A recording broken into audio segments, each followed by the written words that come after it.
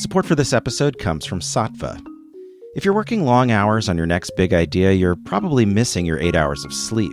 And even one night of bad sleep can really affect your energy the next day, which is why Sattva wants to help with its Sattva Classic Innerspring mattress. Thanks to its 2 layers of coils, the Sattva Classic Innerspring contours to your body. Why? So you can wake up feeling refreshed instead of groggy and tired. Plus, you'll sleep even better knowing that Sattva mattresses are always offered at half the price of retail stores. Visit SAATVA.com/Vox today, where Vox listeners save an additional $200. Whether it's delivering groceries to a neighbor or a night off from cooking, what if touching the life of one person could make a difference for many more? Now, each time you order online or tap in-store with your MasterCard at qualifying restaurants and grocery stores, MasterCard will donate to Stand Up to Cancer. One precious cent at a time, up to $5 million. Start something priceless. Promotion ends on August 31st, 2021, or when maximum $5 million donation is reached, whichever comes first. Debit, PIN, and international transactions ineligible. Stand Up to Cancer is a division of the Entertainment Industry Foundation. Terms apply. See mastercard.us/SU2C. Hi, I'm Kara Swisher, editor-at-large of Recode. You may know me as the reason everyone is going to be naming their babies Kara in 2020, but in my spare time, I'm just a reporter, and you're listening to Recode Decode, a podcast about power, change, and the people you need to know around tech and beyond. We're part of the Vox Media Podcast Network. We have just returned from holiday break, and I'm making a grave error right now, but I wanted to use today's show for something a little different. Because we haven't spent enough time together already for the past couple weeks driving each other crazy, I have ordered my family to join me in the podcast studio. We're going to talk about the year ahead and technology and lots more. So let me introduce this Congress of Swishers. First, on my left is my brother, Jeff Swisher, Dr. Jeff Swisher. Hello. Jeff's going to focus in on healthcare and some other issues. To my other left is my mother, Lucky Carney, who was appearing in Pivot last week. Say hi, Lucky. Hi, Kara. How you doing? Thanks. All right. And then my 2 sons are on the mic together, Alex Swisher and Louis Swisher. Louis has been on the show before. Say hello, boys. Hello. It feels good to be back. Good. Louis is the pro here. I was trying to tell the rest of the family. He's a smooth operator of the podcast. And then on my immediate right is Amanda Katz, who I'm going to be getting married to this year, and lovely Clara Katz, who is not going to speak because she doesn't have any words. Say hi, Amanda. Hello there. Hello. So Amanda works at CNN, and she has lots of thoughts about media and is excellent on Twitter. So we're all going to talk about various things. But I'm going to start with Louis. Louis. Yes. We've been on this podcast before, and we talk about where trends are in tech. So talk to me about some of the things you think are important this year in the sort of the tech space, what you've been doing. Well, I think I've been using a lot of social media apps, been like pretty in depth with that. But I think the trends that I've discussed on these podcasts before and the other ones are still I think there's a large move away from Facebook and towards other apps, maybe if they're owned by Facebook. But I think. So are you using Instagram? Are you not? Oh, yeah, no, I'm using Instagram, but Instagram just recently put in like Instagram by Facebook. And what did that do to you? That makes me a little weary to use it. I don't know. I don't like to think about Facebook. You just don't like the branding. I don't like it. Facebook has a bad reputation. I don't really want to. Is it just because I say so, or why do you think that? It's just because you are definitely influential in that, but I think also what I hear about it from other sources and what they're doing and how they're using our data, and like that's not cool with me, and it doesn't make me feel very good about using it. So, do you think a lot of people your age think that? I think the smart ones do. I think a lot of people maybe it goes over a lot of people's heads, or they'd rather not think about it. But I think it's an important thing that we all got to think about. And are you using Snapchat just as much? Oh, so much. Yeah. It's coming back. It's it's been on the rise. I don't think it's ever dipped. Well, you didn't like it when it did the redesign. Oh no, I don't think nobody really asked for that. But I think it's been pretty good. I really enjoy using it. It's a good social media app. And you talk to all your friends on it, use it for everything. Of course, yeah. But it's your primary thing. It is my primary app. Yeah, and what about TikTok? Oh, no, I will never download TikTok. Why? Well, I don't really trust it. I don't really see the fun in it. I see it as like a knockoff, rip-off of Vine, so I'm pretty loyal to that. But I don't really like its connections to the Chinese government or about what are you worried about them? I don't know. I don't really want to. I've been, especially as I learn more and more about how our data is being used and like how to the extent to which it's being used and how much we're being tracked and how our data is being harvested. I don't really want to add. I want to add as little to that as possible or make myself as little involved in that as possible or give up as little as I can. That makes sense. You and Chuck Schumer. Alex Swisher? Yeah, I mean, also, like, it was just kind of like, I saw this thing where it showed, like, it was very, like, censored with, like, the Hong Kong protests and other things. It's just, like, an example of, like, Chinese censorship in the American market, which is just, like, kind of scary. Would you use TikTok at all? Would you like dance around? No, it's kind of cringy. But Why is it cringy? What does cringy mean? It's just kind of like, I feel like all the kids who do these dances are going to regret it in a year, like the people before regretted using Musical.ly and stuff like that. But if you like doing those dances, like, that's fine. All right. So what do you use? What is your, you just really started on social media this year. I mean, yeah, I guess. I use like Instagram and like Snapchat basically. But And what do you like about it? I like how like Snapchat, like, you're able to like messaging and stuff like that. It's like more like simple and like texting and stuff like that. And then Instagram, I don't know, just like fun to post stuff. But you just posted one picture, right? You're really careful about it, and you're really mad about me when I do that, correct? This is your chance to yell at me as a sharent. Yeah, you have a whole account for your daughter already. It's only been like 2 months. Okay, So. all right, okay. But what about it? So what? It's a private account, by the way. Yeah. I don't know. I just feel like you should really like ask people before you like post photos of them to like thousands of people just in general. Will you explain what you told me? You can't really tell like good photos from bad ones. And? So like you should ask me before you post a photo of me. Okay. And in general, most parents should do that. What do you call me? As Sharon. As Sharon. But you also call me a screenager. I'm not sure why you do that.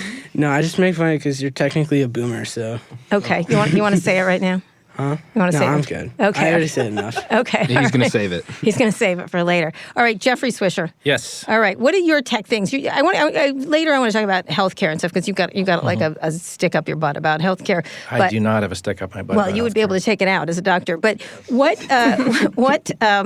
talk to me about what you think about tech right now. Like you just got a Peloton. You use it a lot. You're an Android user. Yes. I mean, Why? I started using Android because initially when the iPhone came out, Steve Jobs hooked up with AT&T. If you recall, was it AT&T Yeah, originally? AT&T was the first one. And I think at the time, what was the precursor to the phone company before? Sprint? No, it wasn't Sprint. T-Mobile? No. Well, anyway, but it wasn't on that platform, and I didn't like AT&T as a platform. And I think that it was limited, so I had that platform and I didn't want to switch. And so I started with the Android. Do you like the Android? Are you aware of all the Google? Yeah. Actually, I personally don't like the iPhone. And, Why is that? I love Apple. I've owned Apple stocks for more than 25, almost 25 years. So why don't you like the iPhone? I don't like the interface. I don't particularly like it. Maybe because I'm not used to it, but I like the Android a lot. Yeah, and why? Because it's intuitive, it's easy. I find it's a good. You're not worried about Google spying on you, etc.? Yeah, a little bit, but I think Apple spies on you too. It's just a matter of who you want spy. I mean, everybody spies on your car. Everybody. No, they don't. Yes, they do. They don't spy as much on you. It's not their business model. Okay, that's fine. I agreed. But I'm not too worried about Google spying What about on me. as a doctor? I mean, like, there's all kinds of things. The healthcare has been really slow to move for doctors in terms of using it. Why do you think that is? Is for using tech? Yes. Yeah, healthcare is notoriously behind the times as far as utilizing tech. So why? Because it's a juggernaut. It takes years and years and years for people. It's an isolated community to a large extent, and tech just hasn't infiltrated medicine to the extent. Now, in the last several years, it has, in terms of things like Epic, which is the medical record system. Explain to people what that is. Well, Epic is an electronic medical record, and it's the largest in the United States as far as collating data from patients. It's basically the interface we use every single day. It's not that long ago. I mean, when I was an intern, we literally had zero tech, like zero. It was not unusual at 2 a.m. to be on the telephone to a medical records department, to a hospital across the country with a medical records technician asking people for information about patients that you're admitting. Now you can just go on the computer and essentially... Right, but why is it so resistant? Because it's an area that has so much data, and you would imagine, is it just because of HIPAA or something else? I think medicine's reluctant to change. Like, as I said, it's a monstrous juggernaut, and there's a lot of people involved, and they're not necessarily tech-savvy people for the most part. Now, that's changing with younger people getting into it. But, medicine is a top-down organization, for people who've been in training for a long time. I've been at this for 30 years. And it's really only in the last, I'd say, 10 years that tech has really even infiltrated medicine at all. What about when you look at things like AI and other things that are coming to the fore that would do diagnostics and things like that? Well, it's being used right now in radiology. I mean, AI is a very, very useful tool for radiologists, and it's been shown that a combination of a human and AI can improve diagnostic accuracy quite a bit. There's other areas as well, decision-making about medical diseases, et cetera, the patterns, et cetera. AI is very good at detecting patterns. But the problem is the whole problem of garbage in, garbage out. You have to put data in that's correct. You have to put numbers in that are correct, and there's got to be context. And so one of the benefits of being a doctor is that you have a tremendous amount of experience with context, and AI doesn't yet have that ability. So it's a tool, just like a lot of tools. All right. So but you're not worried about that idea of it replacing you? Not me. I'm an anesthesiologist, and I think that it's actually a useful tool because it can help you identify patterns that you are presented with, and it will help you make some decisions, although it has not been, as far as I know, implemented at all in my practice. It's in still, your practice? No. Because it's a human decision. Yeah. It's a lot of people don't really understand anesthesia because we're kind of like stealth doctors, but very important stealth doctors because, really if you enter an operating room, the person who's most likely to potentially cause you harm is the anesthesiologist, and the person who most can help you through an operation is the anesthesiologist. So shouldn't it be done by a robot? No. It would be devastatingly bad. Possibly. Indefinitely bad. All right, okay. All right, Lucky, I'm getting to you now. Listen, don't make eye rolls at me, Lucky. Talk about your technology use. I do not use any of those. Facebook, Twitter. I told you a long time ago. What did you tell me? When you asked me about Twitter, I said it was a stupid thing. Right, okay. But you read Twitter. That's not true. I read it, but I would never join Twitter. Well, except you read it. I read it to see what So you're most doing. people, yes, okay. Yeah, I only see what you're doing. because Okay. that's how I So you're know what stalking you me, do. in I other words. stalk you. Yes, okay. All right. Why don't First of you all, read it? I told you I don't care what anyone else does in their life. Yeah. None of my business. Okay, I don't and understand it's where we're none going of their with this. business what I'm doing. All I right. think it's ridiculous. Okay, that- slow down, Lucky, and get in a little happier mood. It's the holidays, okay? I am happy. Okay, well, that's happy. There you go. This is Everybody my has some happy mode. insight to my personality. Move along. Go ahead. God forbid. Okay, all right. Explain to me. What about people's business? I don't even understand what you're saying. No, I mean, I don't care what people are doing. Some people put everything, I went to Hawaii. Look at my pictures from Hawaii. Yeah. I'm not interested. Okay, all right, okay. Then don't read it. What do you use then? Let's talk about what you use instead of what you hate, which is a long only list. use text and I use email. Those Right, are but the you're And only. the news apps too, right? What? You use the news apps too, right? Oh, yeah, I read all the news apps. Right. Yeah, So you don't buy Politico, newspapers CNN. anymore. Yes, I do. You do. Of course I What do you mean, do. of course you do? Why do you do that versus Because the apps? I like the feel of a newspaper. But you read it online. I don't like reading it online. But you don't do get it. the full thing. You don't get all the news. Right, okay. I like every little bit. That's why I like the New York Post. Okay, all right. Because you Here get we go. all the news. Okay. The New York Times, all the news that's unfit to print. no, it's not true. It's true. No, it's not. It is so You true. could say that about the New York Times. No, you really couldn't. Yes, but- you can. They have to constantly make corrections. All right, Mom. Besides getting into your demented fox syndrome, I'm not I want to talk demented. about. We just have use different ideas. Okay, so you use. Listen, Mrs. Trump. Let me just go through this really quickly. You use text quite a bit. You're texting all the time, right? But Yes. you like technology. You've really embraced it in the past Yes, couple I of do years. like As an technology. older person, but you didn't As think. an older person. Right. You didn't think you were going to use it, but you do. You use your phone quite a bit. You rely A on it. lot. Yeah. So you use what? Crossword puzzles? Do them every day. Yeah. Churchill? You like Churchill? I play Churchill every day. Right. Right. And you use the news apps, and you do look at Twitter. Well, I check them. Well, how do you look at the overall tech space? How do you think about the technology Well, company? I think it's great. I think some of them have gone too far. I think Amazon is like taking over the world now. but I you think use it. No, I don't use Amazon. What's ever. wrong with what they're doing? I just don't like them. I don't like him. Why? I don't know. Some Because people you're watching do. Fox News and they're telling you not to like him. But anyway, No, I think that's no, probably good. They do not. why don't you like him? I just think he's arrogant. I think he. But you have no has basis in fact. He had. Well, I read about him, Kara, Okay, and all right. some of the things. I don't think he treats his employees All right. particularly Okay. well. All right. Fair He point. does have very bad. Yeah, and Suffer. he's just grabbing everything, kind of, and I don't think that's good. All right. Okay. All right. Now we're going to do Amanda. Amanda, come over here. This is Amanda Katz. Hello there. Hey, so talk a little about your technology use. You work for, you've been in you were a book publisher, all kinds of stuff. Tell me how you look at technology now, especially with a little baby. Well, I think that does change how I think about it a little bit. I mean, I'm a sort of a mix of a kind of normal technology user for my generation, I think, and a little bit of a Luddite. I'm a slow adapter to certain kinds of technologies. We were several iPhones deep before I got an iPhone. Oh, really? Yeah, I don't know why we're together at It's all. odd. It's odd. Yeah. So how do you think about it change? So first of all, getting back to Amazon, you never used Amazon. Explain true. this. Explain your Amazon dislike. Well, I grew up in the book publishing industry. My first ever job was at an independent bookstore. I worked as a book editor for many years. So for a long time, Amazon was just sort of the monopolistic company eating our lunch. I adored Amazon as a reference source. I used it constantly to figure out, comp titles for what we were going to be publishing and to research an author's backlist. Or, I was like, this is the most amazing reference. It's better than a library to figure out what everybody has published and sort of what's there and what's for sale, what's out of print.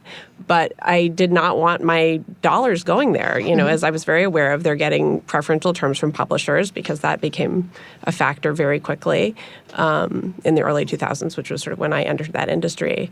And then I share some of Lucky's concerns about as Amazon has evolved, about the kind of the effect on brick and mortar retail, for one thing. I've lived in cities my whole life. I love having stores around me that I can walk to and buy things, and I know the people there, and that's wonderful to me. I don't really want that to disappear. And the labor practices are also a concern. If you read those stories about what's going on in the warehouses, it's not great. However, what has happened? Something then occurred, this is the moment that they get you, and a lot of people have written about this, but the moment that you have a child is the moment that the logic changes, the weight shifts, and it's, in a moment when you need a certain object, you need it overnight, you probably cannot buy it around the corner, even in Brooklyn where I live, and, which is incredibly well stocked with family things. The Amazon is invaluable. You can find things very quickly. They have the full range of any type of object of that kind, and they're also good. They're good. Yeah. If you've read the Everything Store and you see, you read the story of what happened with diapers.com, you see that's ultimately the moment that they're going to get everybody. It's like you get the diaper business, you have all parents on the hook forever. All right. Okay. So you are now an Amazon user. I bought Amazon Prime this year for the first year ever. And how do you feel? I still try to, I'll buy locally if I can, but I use it. It's really, really convenient. It works well. I still haven't solved the problem of how to handle packages as a person who lives in an apartment in Brooklyn. That problem to me has not been solved, and it's the chaos and the drivers running up and down the street throwing packages at doors that can then be stolen is a system that clearly doesn't totally work yet, but it's a monolithic system that's very hard to resist. And you have not resisted. I have you not. have fallen for it. Not. All right. When we get back, we're going to talk about media going forward and what our media use is, all of us. When we're back here with this Congress of Swishers, which I've called to order. We're here with Jeff Swisher, Lucretia Carney, who is Lucky Swisher, really, Alex Swisher, Louis Swisher, Clara Jo Swisher-Katz, and Amanda Katz. And this is obviously Kara Swisher. When we get back, we're going to talk about media and privacy and things like that when we return. Support for this episode comes from Saatva, pioneers in the online mattress industry. If you're suffering from back pain, tired of your old mattress, or just simply need better sleep while you work on your next startup, look no further than the Saatva Classic. With 2 innovative layers of coils, one for comfort and the other for support, you'll always wake up feeling refreshed night after night. That means no more aches in the morning. Plus, with Saatva Classic's 3-inch Euro pillow top, you'll also get hypoallergenic antimicrobial protection for peace of mind. Speaking of peace of mind, unlike the competition, Saatva always keeps you in a state of zen by offering their mattresses at half the price of retail stores, so you can sleep more while spending less. Visit SAATVA.com/Vox today, where Vox listeners save an additional $200. There's a productivity pit in our workdays. Let's call it the app chasm. It's a deep, dark hole that opens up when we have to switch between apps to track down deliverables, find due dates, collaborate on docs, and communicate all the moving parts with our team. ClickUp is a flexible productivity platform, and they estimate we lose as much as 3 hours a day in the app chasm, which really adds up over the work week. But with ClickUp's centralized approach to work, you can get those hours back. It works by bringing all your chats, apps, docs, tasks, teammates, and goals into one place, kind of like mission control, so you can stay focused and make work work. Built for teams of all sizes and industries, ClickUp's super fast features and 1,000 plus integrations make it a must-have for anyone wanting to track, manage, and tackle their work in one place. Get your hours back with ClickUp. Try it for free today at clickup.com/decoder. Okay, we're back here. I am talking to my family about tech. I write about tech all the time, and I talk about all kinds of issues. And so I'm going to talk to each of them about privacy and how they're looking at it, and then media. What has happened with media? We obviously have to get into politics at some point, which we will do at the end, and then we can all hit each other.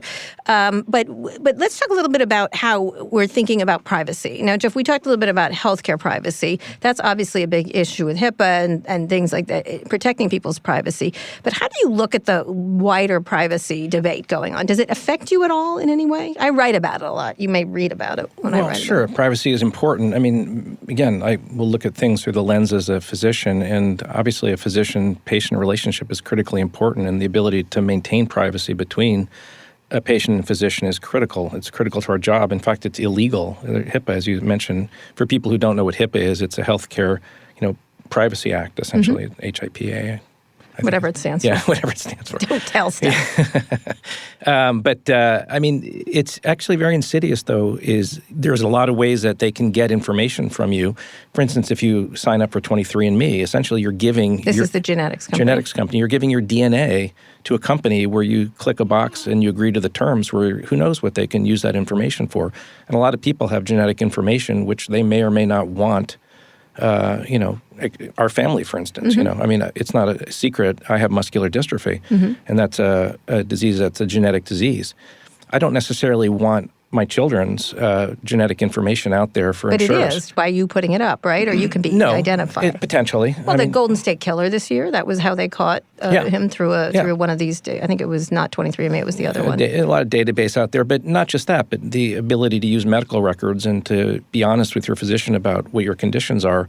If you can't be assured that you have privacy, I think that's, erosive. But isn't it just that's the way it's going to be? Everyone's going to be DNA stamped now going forward. I mean, already people are in the database, and it's almost too far because they can identify people through their relatives. Yeah, you could. I mean, like Ann Wojcicki was telling me that she gets called by donors all the time saying, "Thank you very much. Now I have kids I didn't want to meet in the first place." For example, when they were anonymous donors and things like that. But everyone's already in the database already. They are. I mean, it's interesting. We have a new puppy, and there's actually a DNA database on dogs called Embark, and we actually sent our dog's DNA, to find out because he was a rescue dog. We found out that he's, 48% boxer, 35% lab, 16% Shar-Pei and Chihuahua or something, some crazy mix. But interestingly, when you sign on to your site, you can find out dog. Well, Chihuahuas are everywhere. Yeah. But I know it's like hugely everywhere. But you can find, for instance, what dogs in your neighborhood are related to your dog. And obviously, there's implications for that for people. What implications? Well, you discover that you have a half-brother out there, for instance, that you didn't know about. So you have to have a conversation with your parents about that at some point, right? It's like, hey, Mom, there's a half-brother out there that I don't know about. Right. Are you saying something to Mom right now? No, I'm kidding. There might be. But when you think about... think so. Okay, good. Thanks, Lucky.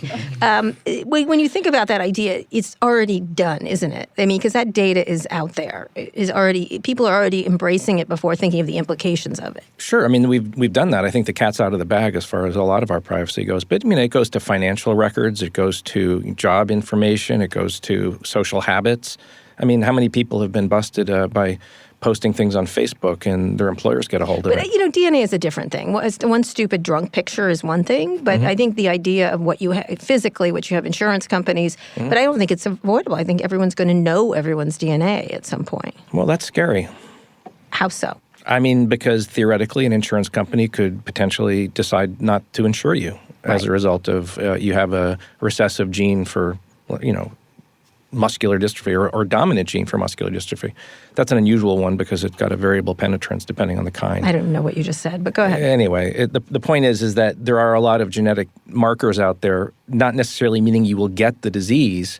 In fact, you could be completely healthy. I mean, I exercise pretty much almost every day, and I'm very healthy as a result of it. But if an insurance company wanted to deny me or my children insurance, they theoretically could. And have all this, and not just that behavioral information too of how much you exercise. There'll be markers on you so they know. Look at Peloton. I mean, and I'm a poster boy for tech. I mean, I have a Tesla. I own a Peloton. I have an Android. I have a Kindle. I love watching the shows. I know we're going to talk about media. But still, it makes me uncomfortable that we have the ability to know all this information about each other. And how we're doing it, and what we're doing, and what we're doing. Exactly. Yeah, I just turned off all my location services on my phones. Right. Your article, last week about privacy, a lot of people have been commenting to me about that. They had no idea that some of these things, when your phone is more active at night than it is during the day. Yes, I do know that. Right. I know that. You wrote about it. Yeah. I hope you know about it. Yeah. But, sending all this information, that which sites you visit, et cetera. If you got any weird sort of predilections, Yeah. like Donald Trump and getting spanked. Okay, all right. Okay, we're moving along. Louis, talk about this, because you know something I didn't know. Go ahead. Talk about this. Oh, yeah. Well, there's a little thing in the Apple, in the settings for Apple, it's called significant locations. And I actually discovered this by, I was scrolling through Instagram and I saw a video of somebody showing how to turn it off. And so Apple actually, I'll direct the users because I hope everybody does this. If you go to your settings and you go to location services, if you go to privacy and then you go to location services and you scroll down to system services and you scroll down, you can click on significant locations. And so significant locations is, here's the description of it. It allows your iPhone and iCloud connected devices to learn places significant to you in order to provide more useful location-related information on maps, calendar, photos, and more. And then it describes that significant locations are end-to-end encrypted and cannot be read by Apple. But still, mine are off, luckily, when I discovered this. I was very relieved. But yours wasn't. And it showed you the timestamp of where you usually hang out, where you've been, the dates, and the amount of time you spent in that location. And that is just, to me, absurdly creepy. Even if it's end-to-end encrypted. End-to-end, but the information's still there, and it still exists. And, encryption's only going to be encrypted until somebody's able to break it. Right. So what do you think about privacy? Do you think about it a lot when you use a phone constantly? Well, I think it's really interesting growing up in this era and growing up as social media and all these different media companies are rising to their power and they're taking and they're really becoming their full form of what they are. And I think that makes me have a very different notion of privacy than the rest of the people sitting around here. Because I grew up in this era and I grew up with all my information being available to these mass tech companies for them to sell behind my back and to use to improve my data services and improve my connection with my phone. But at the same time, it takes away, I think, from my own privacy. So I don't think I've known the same amount of privacy that you guys have, especially being a very tech savvy, kid growing up with, you as the head of the household. So I think that just gives me a very different notion. It doesn't really give me a glimpse of what true privacy is.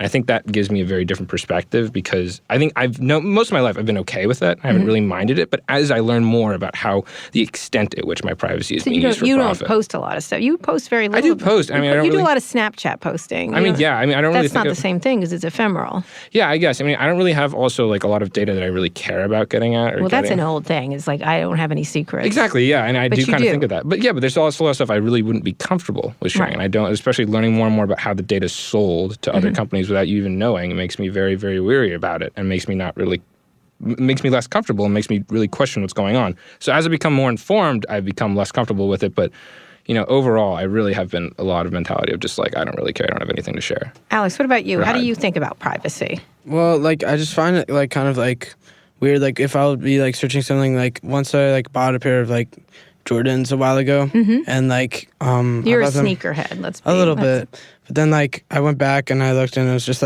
whenever I went on YouTube or Instagram, it'd just be all the ads would just be different pairs of Jordans and stuff like that, and just kind of creepy. How is that not helpful to you or creepy? Well, it's not really helpful if you're advertising the same shoe. Right. I'm not gonna buy the same pair. Right. But they know that you have a predilection for sneakers that you really want. I know, but it's just creepy to if I want to buy a pair of sneakers, I'm gonna go to StockX or GOAT or something like that. Right. We'll talk about StockX in a minute, but it's just kind of weird that they're advertising to me on YouTube, and a lot of these are that are advertised to me. Sometimes I'll click on them, they look kind of fake or something Right. So you don't know.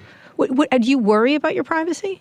A little bit. You're more worried than other people. You're very particular about photos and what you put up. And it's not just vanity, I don't like that picture of me. I think you're very aware of that. Or you've been much shyer about sharing I think most people are aware. It's just a lot of people aren't aware to the extent of how much companies What about in your expounding. class? Everybody shares much more than you do, correct? Or Not really. No? I mean, some people post a lot, some people don't. It's like, I don't think people really care. Well, how do you feel about it as a teenager? Do you think you have to do it in order to participate in the social scene? You don't I don't care? know. I mean, I post, just not super often. Not super often. But you don't like them following you around and knowing what you do. Like Yeah, your I think that's creepy. When they follow me around, then they'll like advertise like certain service that I might have like gone Yeah. to or something. like Yeah. that. So you try not to do that much of that, correct? I mean, you don't mind pictures of your shoes, but you don't want them to know what you're buying and have a record Yeah, I mean, of it's that. kind of creepy that like I'll go on completely different apps or completely like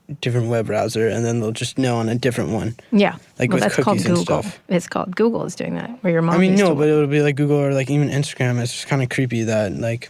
Also, it's just I feel like a lot of stuff is kind of used to spying because it's like I'm not going to buy the exact pair of sneakers. Yeah. It just seems like Yeah. used to spying on me. So your marketing isn't working. Go ahead, Louis. Wait. Well, I think the stuff you're commenting about, Alex was talking about how like if you make a purchase and the computer like takes in the data from that and like gives you more suggested ads, that's been around for a while. So I'm not really too phased That's by that. contextual advertising. it's Yeah, called. yeah, that doesn't really bother me that much. That's like I'm looking for cars. You Exactly. get Yeah. car You know, ads. sometimes I often find like I was scrolling through Instagram and I saw this really fluffy hoodie and I was like, Which wow, you're wearing I need today. that. Yeah. I took it off before I come in here, but yeah, no, I knew exactly what I wanted and I got that for myself and I did use Amazon and the quick delivery service and I felt bad Yeah. for the warehouse workers when I did that. Yeah. But, So you fell for the whole street. I did. I really did. I fell into it, and I don't really have a problem with that. But it's just I think I recently watched a video on the New York Times YouTube that you were in. I forget what Yes, it's an with opt-off. Farhad, yes. Yeah, and Yes. it really exposed like it really gave me a different sight because like while you may be fine with that, it's the next levels that they're able to take it to that are really bothering and Right. concerning. So what did they do to that guy in that video? Oh, well, I think the guy said I don't have any secrets, so we Yeah. followed him. Yeah, exactly. They allowed him to track him and follow him. And I think one of the things that bothered me a bit more from that video was there was this one. I think he was a writer for the New York Times, Yes, and Farhad he was Manjoo. allowed to walk. He was like they asked him. They got a photo of his face from the New York Times website, and then they were able to like using public forum cameras like in this. I forget which area of New York it was, but he was walking through a park and he got Yes. a notification that he had walked through this park at a certain time, and it was an incredibly unfocused, pixeled photo. Yes. But they were still able to identify that it was him in that facial moment. recognition and is that very bothered me so much. It's happening in Hong Kong right now. Exactly, and like that, it disrupts the protest, and it doesn't allow them to have the privacy to protest what's going on Well, there. China Well, is yeah, a different exactly. place. It plays exactly. That's exactly what China wants. But I think that's a really big problem. And I think once privacy is gone, like what do we have to protect Especially ourselves? who's in charge of the Exactly. country. Exactly. they I don't could think do we can really trust anyone to be in charge of that because I think that anybody can be corrupted. So yes, I don't. absolutely. Lucky, how do you feel about privacy? Well, you know how I feel about No, I it. don't. I'd like you to tell us. How about that? I told you that I think it's wrong To what? to constantly. I just rented a car. Right. And I happened to look at, I forget what part of my phone, and they had every car, every enterprise company that I had called. Okay. And then I start getting ads from Alamo, all these cars that I hadn't called, Right. which I find very annoying. Right. You find them annoying or what? Annoying. Don't you and think that's normal? No, I don't like it. Right. If I wanted a car from Enterprise, I'd call Enterprise. Or if I wanted a car from National, I'd call National. Okay. I don't have to see 6 or 7 other car companies But isn't that calling their me. job to target you? This is called micro-targeting. I don't Mom. want to be targeted, okay? Ah, okay. And I But you- write you- them and tell them, get my name off your list. But where do you write them? I'm curious. No. I write to the companies sometimes. do? Yes. I don't With pen and believe you. paper, or With do a you pen email? and With paper. pen and paper. Pigeon, perhaps. I am old-fashioned that Okay. I think they should know. They And should not be tracking you. So No. do not track Lucretia Carney. Absolutely Don't even try. not. Don't even try it. Don't even try it. 'Cause But you are being tracked politically and stuff. How do you think you get the mailers you get? How do you think you I get... do get a lot of Patriot News. Right. Well, how do you all think that the is? Republican. I'm sure you're getting Eddie Gallagher. No, I horrible- don't. All right. I'm just saying you probably do. You are being tracked in that way. Oh, I am. But you don't do mind think that? Trump should be impeached? And I say no. Okay. All right. So then I get 5. Too late. He's not. He could be impeached, but he's still going to be All right, thanks, Mom. president. Thanks, parliamentarian of the Senate. Let's Let's move let her on. talk. Let's let her talk. All right, Let no. me talk. I'm saying that I get every single one of the conservative But you groups. don't mind those. No, I X them out. You right away. don't like them either. You don't No. like Alamo? You don't want to be tracked by the I conservatives. don't want to be tracked because I'm not conservative. All right. Okay. You know, I actually have to say, I've been on YouTube. I recently been getting a lot of ads for Donald Trump, and like a lot of his he has this one video that's been running since September about how he is going to get an updated list of his supporters tonight, and he wants your name on it. It's the same video, it's the same script since September. So I wonder when he's going to get that list. But I think I continue. I know if I watch the whole thing, I'll get more of them, and I kind of find them a little funny. So like I enjoy that. I will keep watching this. They keep sending me the ads and stuff like that, and I'll go in his polls. I X them out right away. X them out. So you just don't want to be tracked at all. I don't want to be tracked at all. You don't want. You don't. No one knows who you are. That's how you. They do, Kara. Yes, they do. She's a public figure. I'm a public figure. Yes. Amanda, how do you think? I just think it's a really interesting question how much ad tracking actually works. You know, there was this old saw about advertising is that half of it works, but nobody knows which half. And the idea was that targeted advertising was going to be so much more effective. But like Alex, I'm constantly being followed by ads for things I already have. Like you look up where can I buy Converse, and now you are being chased by Converse ads for the rest of your life. I personally don't see how it's more effective. If I'm going to buy a pair of sneakers, I'm going to buy on my own. Like I'm going to decide to do that. Yeah. Like, one ad is not going to convince me to do that. Well, you know what? It will actually, because they're very good at that with psychology. Do you remember that movie Minority Report with Tom Cruise? Yeah, I saw that. From years ago. I mean, they actually had in that movie a very futuristic prediction about micro-targeting, where they actually, using micro speakers and facial recognition, know who you are when you enter a store, and then they can direct ads directed to you. Obviously, it's successful, or else they wouldn't do it. Yeah, exactly. Like one ad may not make you want it, but like repeated ads over time of the same shoe. I don't know. I just feel like sometimes it doesn't.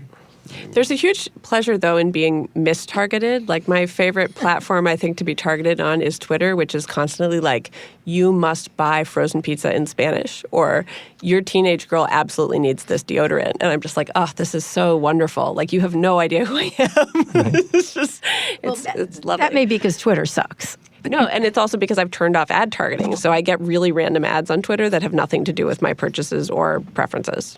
Where are we getting the pizza? I don't know why they're convinced I want to buy frozen pizza in Spanish, but they are. And so how do you feel about privacy? Again, you now have a kid. Like I would say you and I have had an argument about this. Well, yes. Yeah, you're a very public figure and very comfortable sharing more widely than I am. And I do tend to I would say I'm kind of in the middle of the range. Like there's people in my life who don't share at all and really don't put their business on the internet. I would say I'm kind of in the middle, and you're at the more sharey end. But so that's been an interesting thing for me to navigate with you. I mean, sometimes we have to have discussions about sort of what goes up there and what doesn't. Certainly like with Alex, I've been like, okay, I think the policy is I should ask you before putting anything on a public account. That seems to me like a comfortable level. And I have friends who don't want ever to be put on or tagged on social media, and I observe those preferences. For me, it is a little bit also the thing of I hopefully am boring enough that people aren't tracking me that closely, but I have become more aware of it, especially certainly in my professional life, as people have sometimes encouraged bad actors to go after figures in the media. I mean, that's really frightening, this thing of kind of trying to go back through people. For example, as people have been hired, and it's like, well, let's do a kind of very aggressive going through their tweets and trying to see if we can find something that we can bust them for or get them in trouble. So, those kind of things worry me, obviously. I think that I sort of try to do it the best I can. I do have, I have location turned off on everything where it doesn't seem important. I do have it turned on in Maps because I need that to access the full map functionality. And when we were in the car the other day, your map functionality was turned off because you'd been scared. So you asked me if we could use my maps. Right. Well, that's true. That's true. So, but I mean, are you, as you're thinking about Claire's life, I mean, they will be able to track her perfectly in a lot of ways. I know. Yeah, I really don't know what it means to be born in 2019 as far as tracking. It's a very different thing. I mean, I grew up writing letters and dropping a dime into a payphone when I needed to make a phone call. Like, no, my behavior was not tracked very much. And she's born into a world where all of that stuff already exists. There's pictures of her from her first day of life on the internet. Yeah, right. And also, I already put an embedded chip in her. Yes. So I can try. No, I didn't. When we get back, we're going to talk a little bit about media and where it's going, including Trump's tweets and what you guys like about the internet. What do you like? I had a very positivity column this week about where I think things could change. So when we get back, we're going to talk about media and then I want you all to think about something you really like about tech and a hope that you had, a dream you have for it. We're here with the Congress of Swishers. We'll be back after this. It's easy to touch the lives of the people closest to you. And you can, every day. Whether it's delivering groceries to a neighbor. Thank you, Kellen. Now what would I do without you? Or a night off from cooking. You got us tacos. This looks so good. We needed this. But what if it was just as easy to make a big impact? What if touching the life of one person could make a difference for many more? Now, each time you order online or tap in store with your MasterCard at qualifying restaurants and grocery stores, MasterCard will donate to Stand Up to Cancer, one precious cent at a time, up to $5 million. Together, we can start something priceless. Promotion ends on August 31st, 2021, or when maximum $5 million donation is reached, whichever comes first. Debit, PIN, and international transactions ineligible. Stand Up to Cancer is a division of the Entertainment Industry Foundation. Terms apply. See mastercard.us/SU2C. Jonah, have you ever thought that maybe the Star Wars prequel movies were onto something? Excuse me?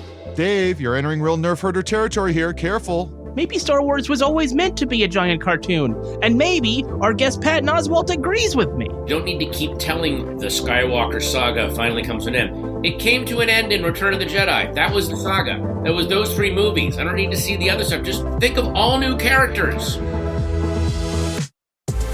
I'm Dave Schilling. And I'm Jonah Ray. We're the hosts of Galaxy Brains, a podcast for movies, TV, and completely overthinking. Tune in and follow Galaxy Brains on Apple Podcasts or your favorite podcast app.